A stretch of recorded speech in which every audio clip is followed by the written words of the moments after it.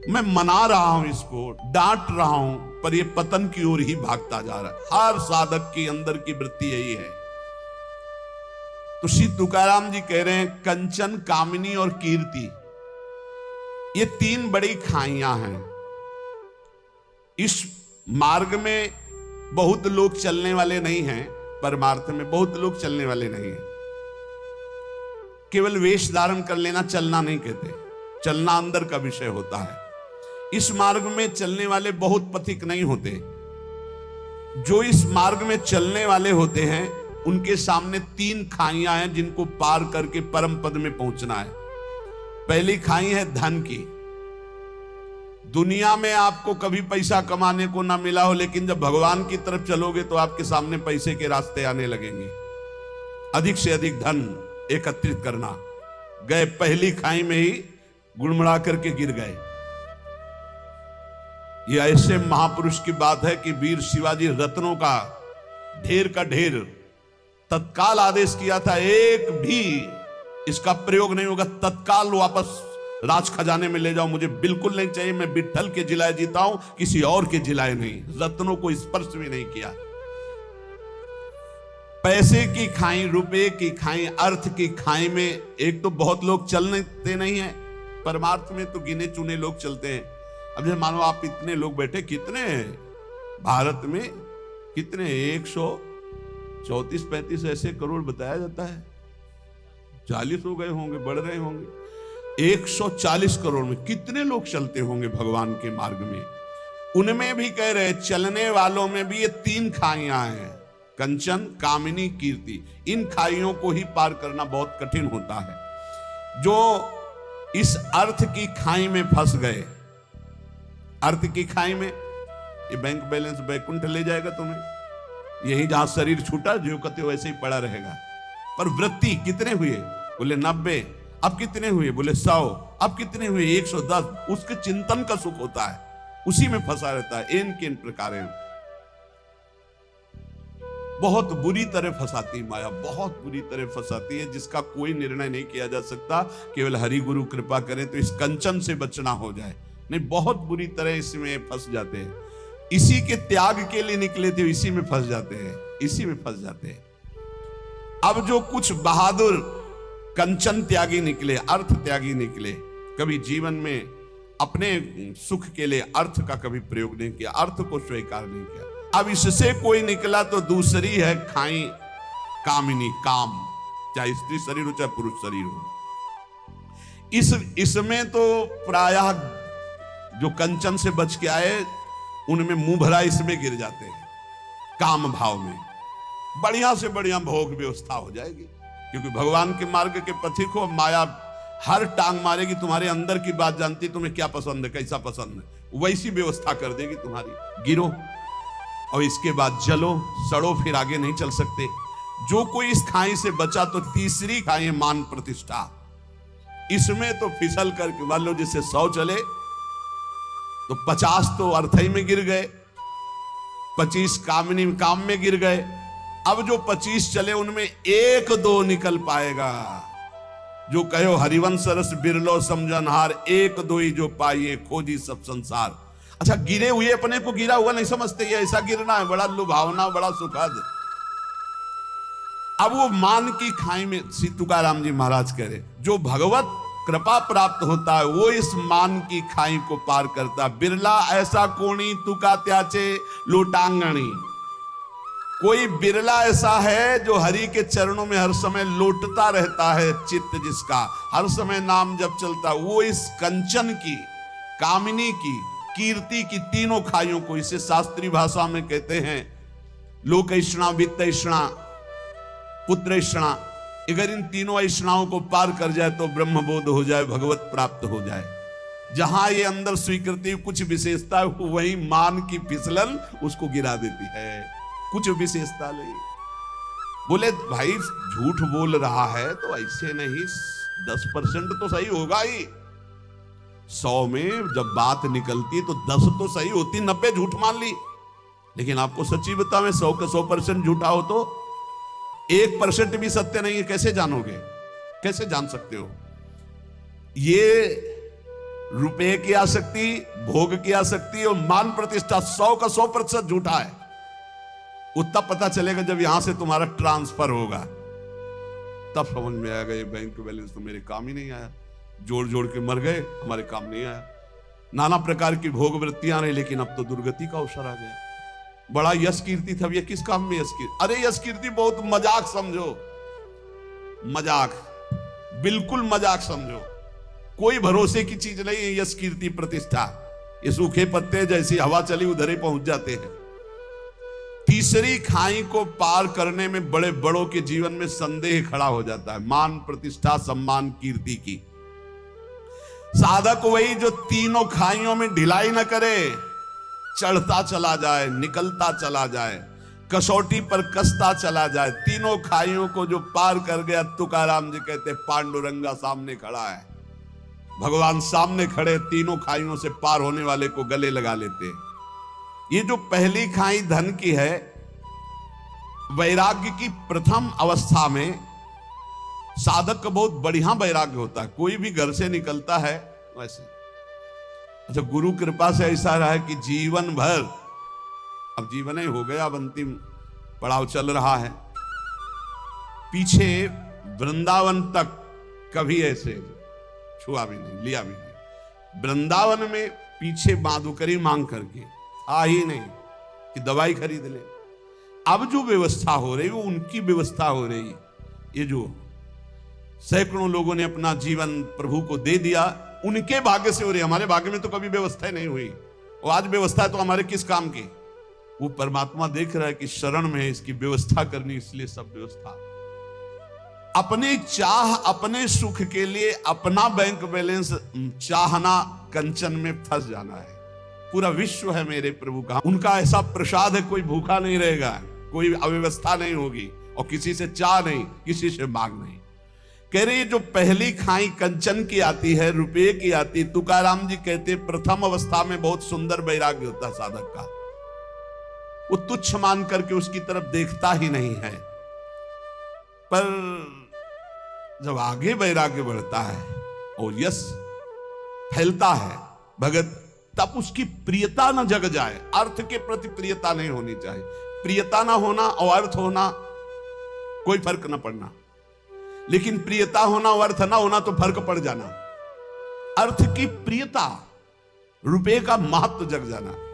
त्याग के आडंबर से परमात्मा बोध नहीं होता है। त्याग का आडंबर न करे, इसकी आसक्ति ना हो तो कोई फर्क नहीं पड़ता। त्याग का आडंबर ना करे। श्री तुकाराम जी महाराज कह रहे कि जैसे प्राथमिक अवस्था में साधक के अंदर वैराग्य होता है। एक बार गुरुदेव भगवान ने कहा था, जब कोई साधक भगवत प्राप्ति के लिए घर से निकलता है, उसका वैराग्य कितना प्रशंसनीय होता है। कहां खाएंगे कोई पता नहीं, कहां रहेंगे कोई पता नहीं, क्या होगा कोई पता नहीं। ऐसी स्थिति आजीवन क्यों नहीं रहती? वैराग्य प्रतिदिन बढ़ना चाहिए, ना कि घटना चाहिए। जिस लक्ष्य को लेकर तुम घर से निकले थे, वो वैराग्य कहां गया? और नाना प्रकार की भोग सामग्रियां ये तभी लुभायमान करती हैं जब भगवदानंद का लोभ नहीं जगता। श्री तुकाराम जी की जो अर्धांगिनी थी, वो इसी बात से असंतुष्ट थी कि कभी बात ही नहीं करते थे तुकाराम जी। दिन भर निकल गए, 2-3 पर्वत थे, उनमें एकांत में बैठे राम कृष्ण हरि राम कृष्ण हरि। रात खाने की भी व्यवस्था नहीं, रात में आए ध्यानस्थ होकर विराजमान है। ना कहीं कंचन में लगाओ, न कहीं कामिनी में लगाओ। अभंग रचे थे जो बहुत महिमा, वो इंद्राणी में डुबो दिए थे। इतने यश के रहित भाव वाले, कहीं सुसुख वांछा नहीं। भंडारा नाम पर्वत पर ये चले जाते और पूरे दिन अंधेरे तक बस मंजीराएं बज रहे हैं, तालियां बज रही है, वाद्य बजाते हुए राम कृष्ण हरि राम कृष्ण हरि राम कृष्ण हरि। एकांत में यदि कोई भगवत साक्षात्कार पाना चाहता है तो तुकाराम जी कहते एकांती लोकांती स्त्रियांसी न भाषण, प्राण गेला जान करूं नए। साधक को इतनी दृढ़ता कर लेनी चाहिए कि एकांत में कभी विपरीत शरीर के पास बहुत देर तक ना रहे, नहीं तो गिर जाएगा। पक्का गिर जाएगा, चाहे जितना संयमी साधक हो। कह रहे प्राण गेला जान करूं नए, प्राण त्याग सकता हूं, लेकिन एकांत में कभी माई बहन के साथ नहीं बैठ सकता। तुकाराम जी कह रहे साधक में इतनी दृढ़ता होनी चाहिए कि उसका वैराग्य इतना दृढ़ होना चाहिए कि चाहे प्राण निकल जाए पर मैं कभी ऐसा गलत, ऐसा दृढ़ निश्चय हो। और इसके लिए बहादुर ना बने, डरता रहे, यही डर ही डर हरिवंश हित, डरता रहे। ना जानो छिनंत कवन बुद्धि घटई प्रकाशित, छुट चेतन जु अचेत तेउ मुनि भय विश्वासित, पारासर सुरेंद्र कलप कामिनी मन फंद्या, परिवदेह दुख द्वंद कौन क्रम काल निकंद्या, यही डर ही डर हरिवंश हित, जिनो भ्रमय गुण सलिल पर, जी नामन मंगल लोक त्यों सुहरि पद भजु ना विलंब करे। हम लोग अपने साधन का महत्व भूल करके भोग का महत्व जब अंदर बैठा लेते, तब ये बातें आने लगती। छुप छुपा कर देखना, छुप छुपा करके उसका मनन करना, ये सब नष्ट कर देता है। वैराग्य शिखामणि, अग्निस्वरूप तुम्हारा वैराग्य हो। कभी एकांत में विपरीत आकर्षण वाले शरीरों का संग कभी न करे, नहीं बहुत बुरा पछाड़ खाकर गिर जाओगे। चाहे जितने बड़े जितेंद्रिय बलवान इंद्रिय ग्रामो विद्वानम अपनी कर सकती, इंद्रियां बड़ी बलवान है, वो कभी भी भ्रष्ट कर सकती है। इसलिए बचते रहो, भागते रहो, डरते रहो। और गृहस्थ हो तो केवल जो अर्धांगिनी स्वीकार की, इसके अलावा नहीं तो परमार्थ नहीं बनेगा। जिसको अपना उद्धार चाहना है, इतने दुर्गुण अंदर हैं, क्या करूं, बस नहीं चलती। हे पांडुरंगा नारायण, हमारे और आपके बीच में बहुत दुर्गुण है ये। मैं आपकी तरफ आना चाहता हूं, मेरे हृदय में इतने दुर्गुण हैं, आप तक पहुंचने नहीं दे रहे। पर आप दया सिंधु, सत्य कर दिखाओ अपना नाम। आपका नाम दया सिंधु है, आप हम पर दया करो। मैं इंद्रियों के अधीन हूं, तुकाराम जी कहते हैं, पर इतनी बात सुन लो कान खोल के आप, मैं जैसा भी हूं पंडरीनाथ, मैं आपका हूं। वही बात आ गई ना, मेरे माई बाप आप हो, अब मुझे उदास मत करो, घसीट लो। ये जो इंद्रियों का विलास, मन का विलास है, मेरे पंडरीनाथ आप दया सिंधु, अपना नाम सत्य करो। मैं जैसा हूं प्रभु आपका हूं। अब ये बात आप सत्य करके आप दिखाओगे, मैं जैसा हूं आपका हूं, ये सत्य करके आप दिखाओगे। आप घसीटो हमारे मन को, हमारी इंद्रियों को। नाथ काय करूं आताम या मना, न स्वर्णिम विषयाची वासना। मैं क्या करूं, ये मन इंद्रियों के साथ विषयों में भाग रहा है, ये विषय वासना छोड़ना नहीं चाहता। प्रार्थिताहिम राहे ना आदरिम पतना नेउम धालिम, मैं प्रार्थना करता हूं, राह पर लाने के लिए डांट लगाता हूं, लेकिन ये मन अपनी इंद्रियों के साथ भोगों में भाग जाता है। हे विठ्ठल दौड़ो, अब दौड़ो, नहीं तो अब ये गया, आप कोई राह नहीं दिखाई दे रहा है, मन ले जाएगा इंद्रियों को विषयों में।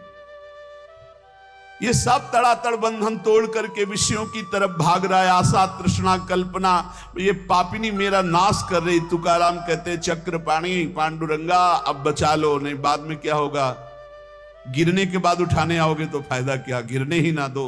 आप ऐसे सामर्थ्यशाली हो।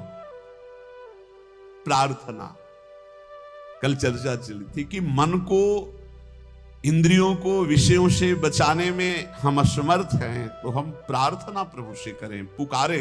जैसे गोस्वामी जी कल कह रहे थे कि हौ हार्यो करि जतन विविधि विधि अतिशय प्रबल अजय, तुलसीदास बस होई तबे जब प्रभु पेरक बरजय। हे नाथ मैं हार गया हूं, बहुत उपाय करके ये बस में नहीं हो रहा, आप डांट दो मन को, ये विषयों की तरफ ना जाए, आपके चरणों की तरफ जाए। ये भक्त की दैन्य पुकार होती। तुकाराम जी महाराज बहुत ऊंची स्थिति के महापुरुष हैं, वो अपने लिए ऐसी बात करे कि जब इंद्रियां ऐसी दशा में हो, मन ऐसी दशा में हो, तो प्रभु को पुकारो। अब जो बात कह रहे हैं कि भगवान नाम जप करते हुए भी जिसको अधोगति अपनी नहीं करनी है, इन बातों को साधक बड़े ध्यान से सुने। रात दिन भगवान के चिंतन में डूबना है तो अर्थ को एकत्रित करना और स्त्री संभाषण, एकांत आदि मिलन, बैठना, बात करना, ये सब छोड़ दे। ये मन बड़ा चंचल, थोड़ी देर लड़ पाओगे, इसके बाद फिर भ्रष्ट कर देगा, गिर जाओगे, फिर नहीं उठ पाओगे। जहां गिरना शुरू हो जाता है तो वो असमर्थ हो जाता है, उसकी हिम्मत खत्म हो जाती है। एक बार भंडारा पर्वत पर नाम कीर्तन में मगन थे श्री तुकाराम जी महाराज, और जब कीर्तन करने के लिए वो जाया करते थे, इतना सुंदर रूप, जो भगवत भजन करने वाले होते उनमें एक लावण्य जागृत होता है, भागवतिक। वो सांसारिक बनावटी सुंदरता नहीं होती है, जो नाना प्रकार के लेप लगा करके गोरा बनना, सुंदर बनना। तो एक नवयुवती रोज देखती थी तुकाराम जी को, चरणों में नूपुर बांधे पर्वत, भंडारा पर्वत की तरफ जाते, और एकांत में खूब नाच नाच के भगवान को रिझाते, कीर्तन करते। वो अपने मन को नहीं रोक पाई, मानो भगवान परीक्षा ले रहे हो। जब वो आंख मूंद कर राम कृष्ण हरि जय जय राम कृष्ण हरि निवेदन किया जाकर, दंडवत, दूर से ही दृष्टि गई, देखा उसकी भाव भंगियों को। नेत्रों से देखने से ही पता चल जाता है तुम किस भाव से देख रहे हो। जे भी देखा, अंदर उनके जो भाव प्रकट हुए, इसी समय अभंग की रचना की। स्त्रियांचा तो संग ना को नारायणा, काष्ठाया पाषाणा मृत्यु केच्या, नाठवे हा देव ना घड़े भजन, लांचावले मन आवरेना। दृष्टि मुखे मरण इंद्रियांचे द्वारे, लावण्य ते खरे दुख मूलो, तुका मेहणे जरी अग्नि ज्वाला साधु, तरी पावे बांधुम संघट्यो। नारायण, ये कौन सी लीला? हम तो काठ और पत्थर की और मिट्टी की भी स्त्री का स्पर्श नहीं कर सकते, आपने तो साक्षात भेजा है, किसी और से बात नहीं कर रहे। मुझे पता है कि आप मेरे कीर्तन और यश पर ये प्रश्न खड़ा करना चाहते हो। पांडुरंगा, आप भी जानते हैं कि आपके भजन का बाधक स्वरूप क्या है। ये नेत्रों के कटाक्ष, ये मुख की मुस्कान, ये इंद्रियों का आकर्षण उन मरण धर्माओं को हो सकता है जो शरीरों पर आ सकता है, जो पांडुरंगा में आ सकते हैं उसके ऊपर कोई फर्क नहीं पड़ सकता। ये लावण्य का आकर्षण दुखों का मूल है। तुकाराम जी कहते हैं कि यदि एक तरफ स्त्री हो, एक तरफ आग हो, और साधु को कहा जाए किसका स्पर्श करोगे, तो आग का स्पर्श कर लेगा, आग में जलना स्वीकार कर लेगा, लेकिन पराई माता बहनों की तरफ गंदी दृष्टि, गंदी भावना नहीं। इसलिए हे पांडुरंगा बचाओ। तुकाराम जी सीधे भगवान से बात करे, हे पांडुरंगा ये क्या प्रश्न है? और उससे कहा, पलाविया नारी रखुमाई समान, हे गेले नेमुन ठाइन चिंची। तुम तो हमारे पांडुरंगा की प्रिय रुक्मिणी माता के समान हो, रखुमाई समान। जैसे हम पांडुरंगा के पार्श्व में विराजमान रुक्मिणी माता को देखते हैं, हे माता तुम तो वैसे हमारी दृष्टि में हो, तुम रुक्मिणी माता के समान हो, इसलिए तुम जाओ, तुम्हारी यहां कोई चेष्टा की चाल नहीं चलेगी। जानती हो हम कौन हैं? हम हरिदास हैं, हम प्रभु के दास हैं, तुम्हारे द्वारा हमारा पतन नहीं हो सकता। ऐसी बुरी चिंतन वृत्ति मत रखो। तुकाराम जी कहते हैं कि यदि उस स्त्री से कहा तुम्हें परपुरुष ही पसंद है तो बहुत संसार में है, यहां तुम्हारी चाल चलने वाली नहीं। तुकाराम जी ने सीधे साष्टांग दंडवत किया कि आप हमारे लिए रुक्मिणी मां के समान हो, रखुमाई रुक्मिणी मां, और हाथ जोड़कर कहा विदा हो, यहां आपकी कोई चाल चलने वाली नहीं। परमार्थ का महावीर सुभट एकांत भंडारा पर्वत है, कोई वहां दूसरा नहीं, और नवयुवती सुंदरी आकर्षण कर रही है। हृदय में कैसी भावना है कि जो विठल के पार्श्व में विराजमान रुक्मिणी माता, वो उनके समान आप हो, और साष्टांग दंडवत। यह है भक्ति का चमत्कार। महाप्रभु चैतन्य देव अश्रु प्रवाह करते, हा कृष्ण हा कृष्ण। दो वैश्याएं आपस में देखी, बोले बहुत सुंदर सन्यासी है, कहा हमारी जैसियों से पाला नहीं पड़ोगा इसलिए सन्यास ले लिया। बोले नहीं ऐसा तो नहीं दिखता। बोले अभी दिखाती हूं। नजदीक गई महाप्रभु तो से ही जो ही उन्होंने हाव भाव प्रकट किया तो रोते हुए प्रणाम करते हुए कहा मां आप ऐसी करुणा करो कि मेरा हृदय जल रहा है, मुझे श्री कृष्ण मिल। और वो जो विलाप, अब उनका हृदय इतना व्यथित हो गया, उनके पावन शब्द चरणों में गिरी। बोले प्रभु मैं बहुत नीच पापनी हूं, मैं कोई पवित्र विचार से नहीं आई थी, मैं तो गंदे विचार से आई। वो वहां कहीं प्रवेश ही नहीं इन शब्दों का। जैसे ठाकुर हरिदास जी के पास 3 दिन वैश्या, क्या प्रवेश, वही कृष्ण नाम की गूंज में उसको बदल दिया, वैश्या को बदल दिया, महाभागवत बना दिया। नाम ना छूटने पावे तो नामी को वहां हर समय सुरक्षा करनी पड़ेगी, कभी भी दास में परास्त होने वाली बात नहीं आएगी। मनुष्य मात्र इच्छा से बंधा हुआ है, भगवत प्राप्ति की इच्छा कर लो तो सब इच्छाएं आपको कभी परास्त नहीं कर पाएंगी, नष्ट हो जाएंगी। इसलिए आज के सत्संग की सार बात, अपने इष्ट देव के अनन्य हो जाओ और नाम जप में ऐसी निष्ठा रखो कि भगवान से भी बढ़कर भगवान का नाम है। और ये 3 खाइयां हैं जिनसे बचना ही होगा, कंचन, कामनी, कीर्ति। हम लोग भगवान की शरण में हैं, जो गृहस्थ भी भगवान की शरण में है। भगवान कह रहे हैं अनन्यश्चिंत्यन्तो माम ये जना परिपासते तेषाम नित्याभियुक्ता नाम योगक्षेमं वहाम्यहम्। जो मेरा अनन्य चिंतन करता रहता है उसकी अप्राप्ति की प्राप्ति कराना और प्राप्ति की रक्षा करना, ये दोनों मेरी जिम्मेवारी। इसलिए बेपरवाह निश्चिंत रहो, लेकिन ये 3 खाइयां इन पे गिरना नहीं। इनसे हमें बच करके भगवान की शरण में जाना है, भगवान की प्राप्ति करनी। ये हमारा अंतिम जन्म हो ऐसा निश्चय करो। नाम से बहुत कुछ हो सकता है, कर तुम अकर तुम अन्यथा कर तुम सर्व समर्थ। भगवान अजित को जो जीत ले वो नाम है भगवान का। भगवान के भक्तों में इतनी सामर्थ्य कि भगवान बोल पड़े आम भक्त पराधीनो, वो नाम से ही, वो नाम से सामर्थ्य है। जिसके लिए भगवान कह रहे मैं अस्वतंत्र हूं, परम स्वतंत्र। भगवान अपने को अस्वतंत्र बता रहे हैं। जगत जिनके चरणों की वंदना करता हो करे हूं निज भक्तन को दास, भगत मेरे मुकुटमणि। वो केवल नाम के बल से खूब नाम जप करो, भगवद आश्रित रहो। और जहां कहीं ऐसी समस्या दिखाई दे कि आप हार रहे हो, वहां भगवान हरि को पुकारो, वहां प्रियाजू को पुकारो, आपको बल मिलेगा, आप वहां से निकल पाओगे। बड़े दलदल हैं कंचन, कामिनी, कीर्ति के, ये भगवान की कृपा से। गिर जाना कोई आश्चर्य की बात नहीं, बहुत फिसलन है, लेकिन गिर के पड़े रहना ये आश्चर्य की बात है। खड़े हो और निकलो और भगवान की प्राप्ति करो।